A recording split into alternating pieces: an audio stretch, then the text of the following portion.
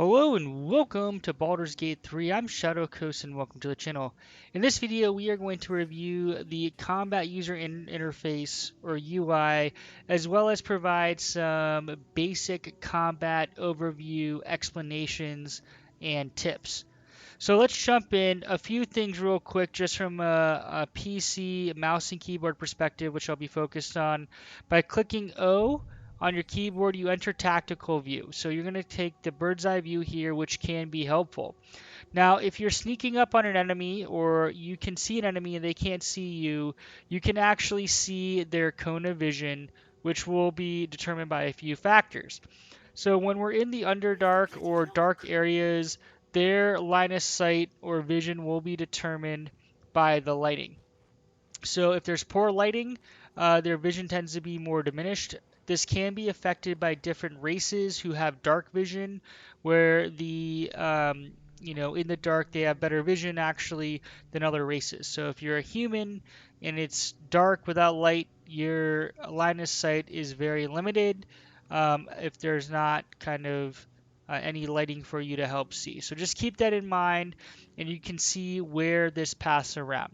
So O, it will give you the tactical view. Now, a couple of things to note on mouse and keyboard. If you click G, that will link your team. If you click G again, you can delink your team. So that means that when we move one character, just that single character will move, which is actually very important if you're trying to position your group before an engagement. We have an easy one here, just one enemy, which we should easily be able to take out right now.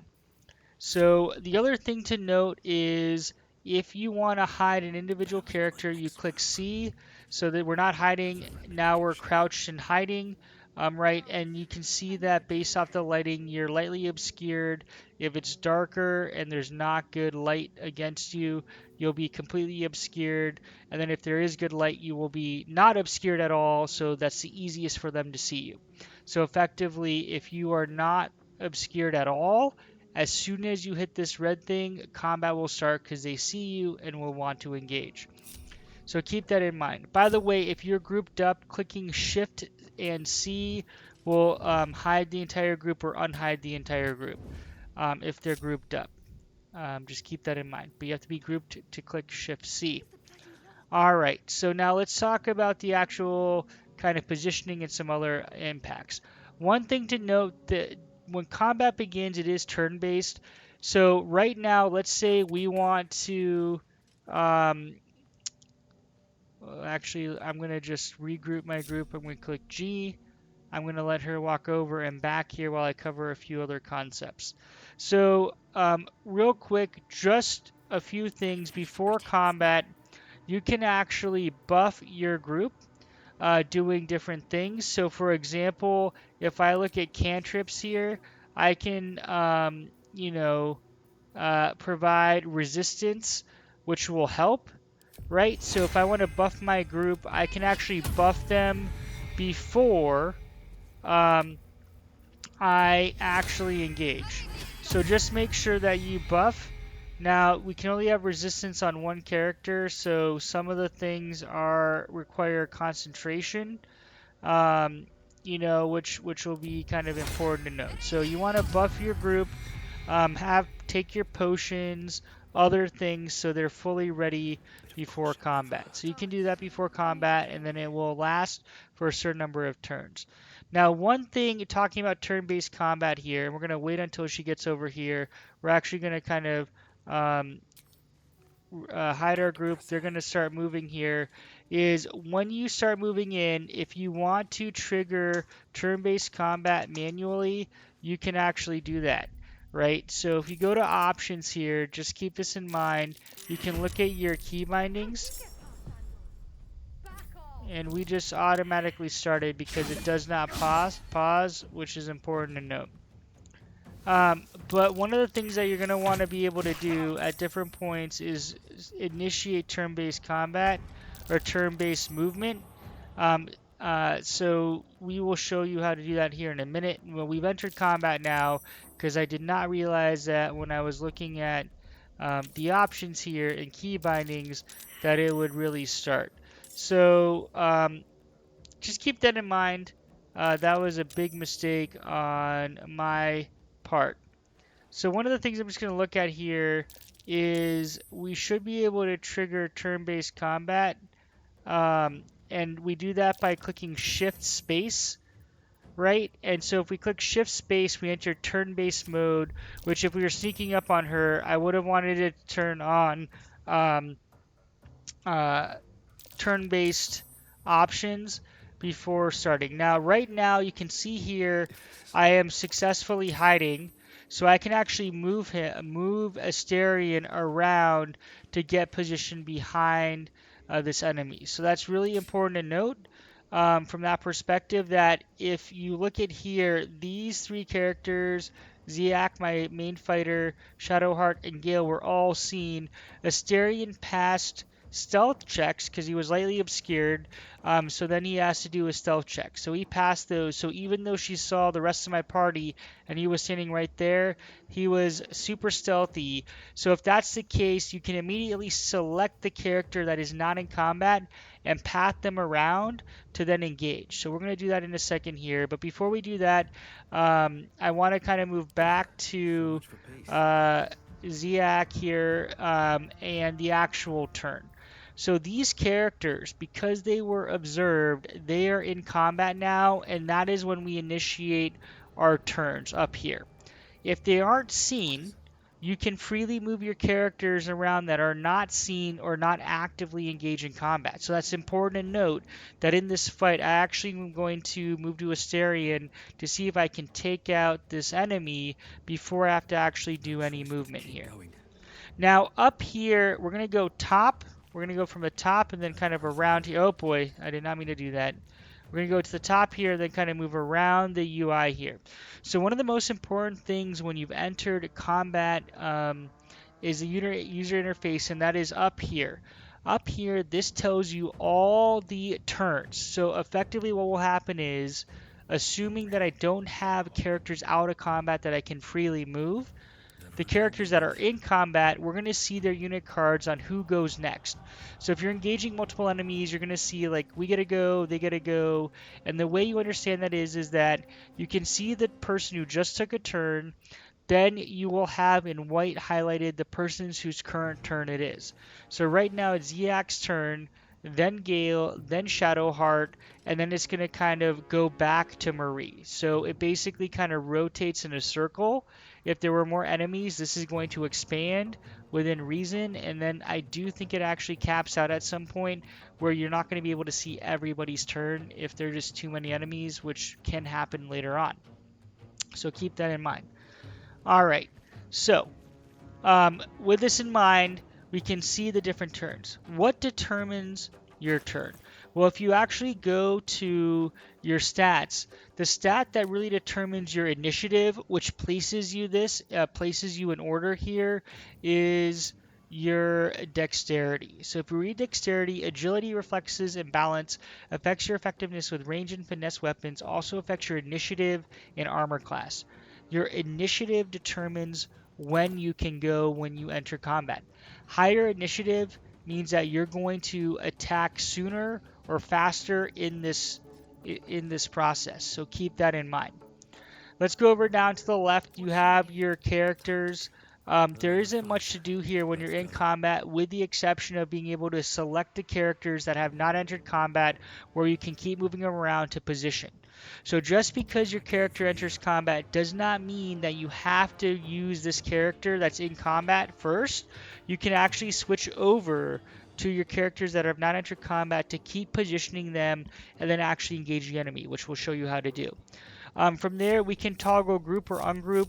This is really irrelevant for any characters in combat. So the characters in combat you're going to see have these kind of like not full portraits. You can see the shading here is interspersed, so we have a dash around the portrait. That means they're in combat.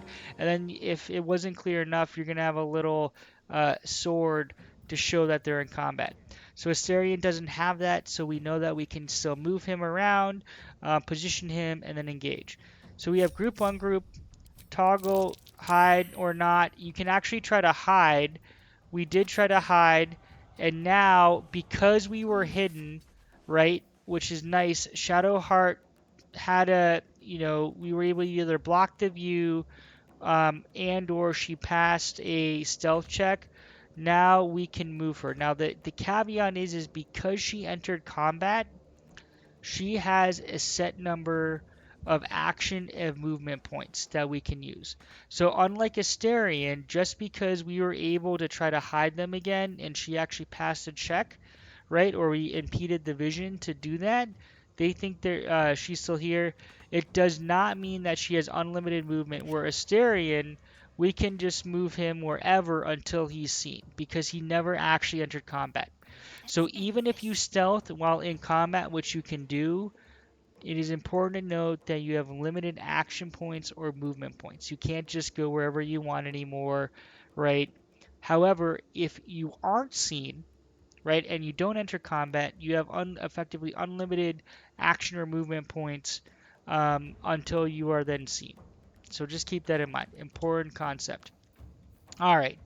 Moving on down here, we can see any buffs that we have on our character, right? And then we can see how many turns that buff will kind of stick with us, right?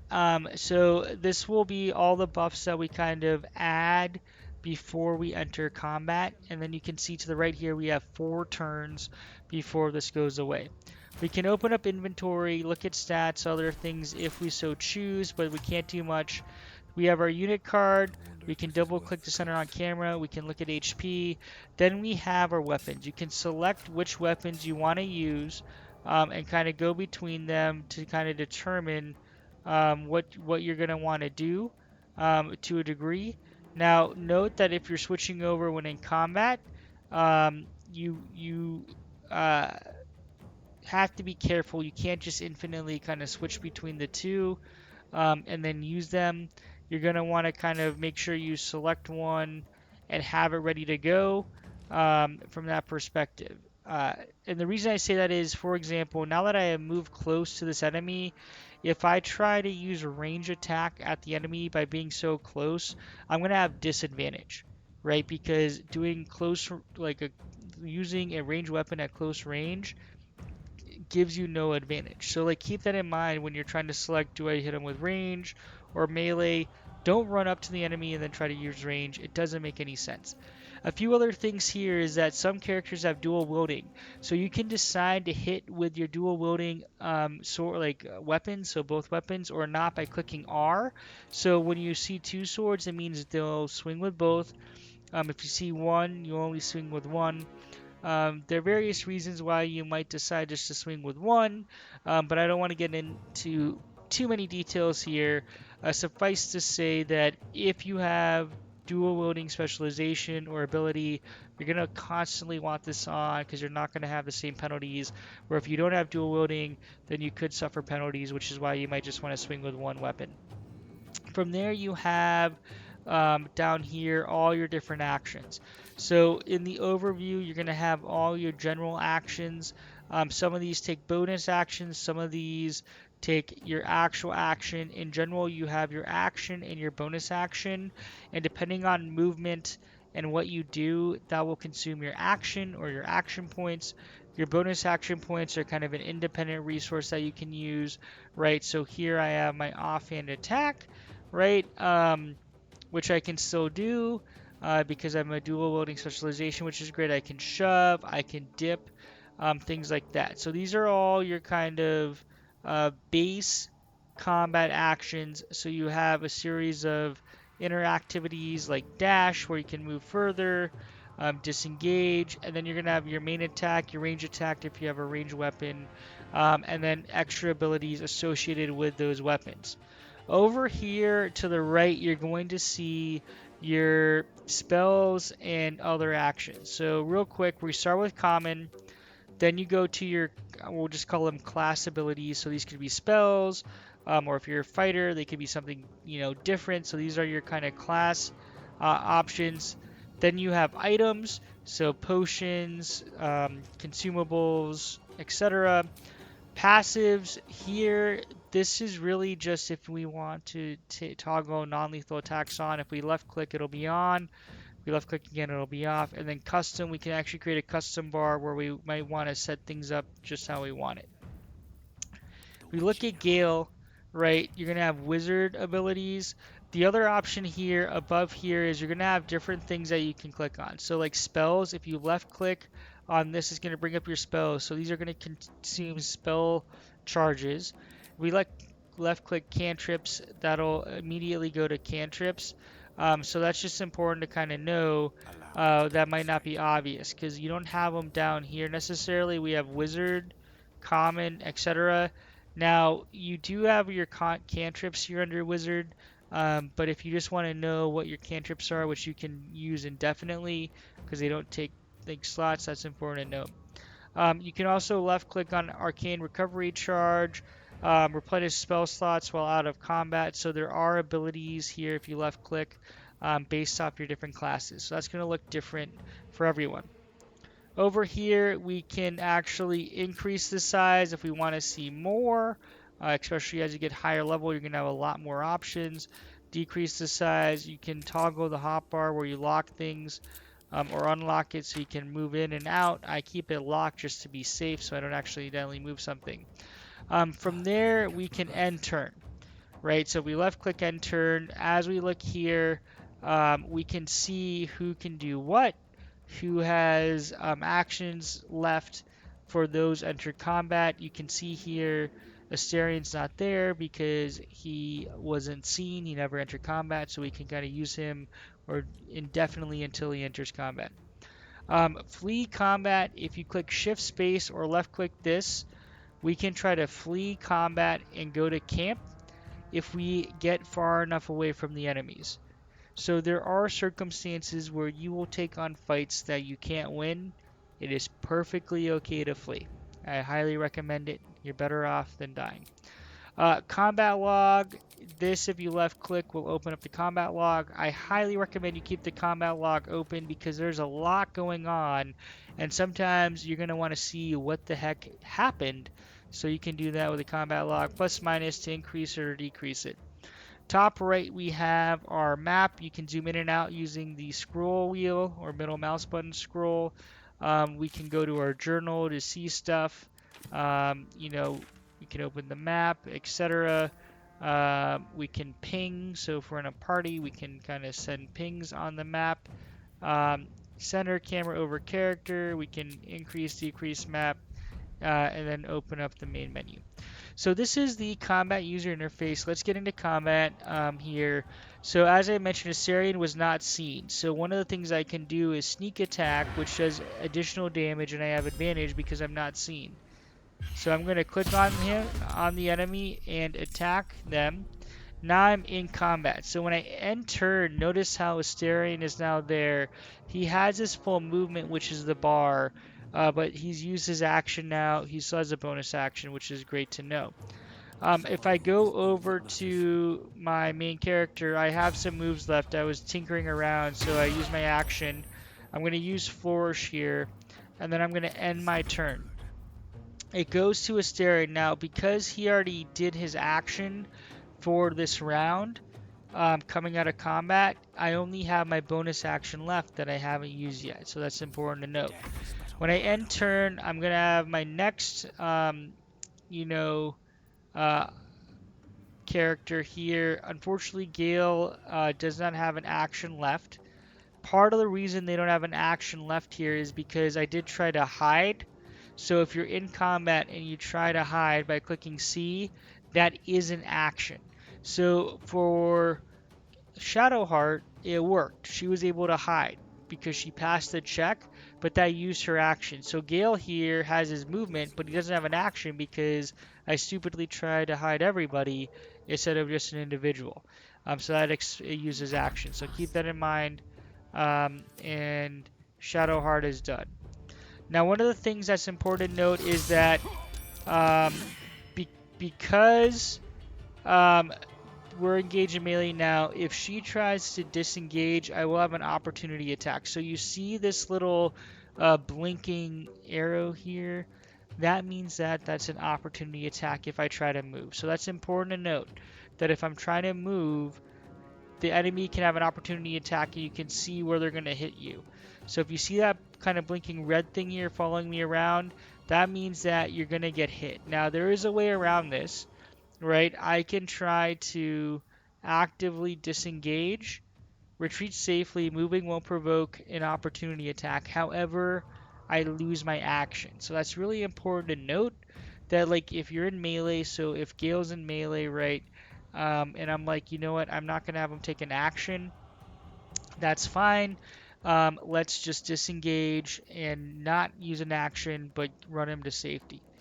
Now, one thing to note in that last turn, right? If we look at this, Shadowheart was able to hide. So the nice thing now is, we can move her around and she's not going to be seen and she's going to have advantage because she's in stealth. However, because she entered combat, right, and they know she's on the battlefield, she doesn't have infinite movement unlike Asterion did before. You can see where she has a limited movement. She's on, when you hover over enter, and you can see all your characters and what's going on. Nice little summary there, right? But it is advantageous because now she can strike with advantage, right? Which is really important, ending it. So that's an overview of combat UI and combat basics. I'm sure there's a lot of things I missed. Please be sure to comment. If you did find this video helpful, please consider dropping a thumbs up and leaving a comment. And please be sure to call out things that I missed because I know I probably missed a bunch.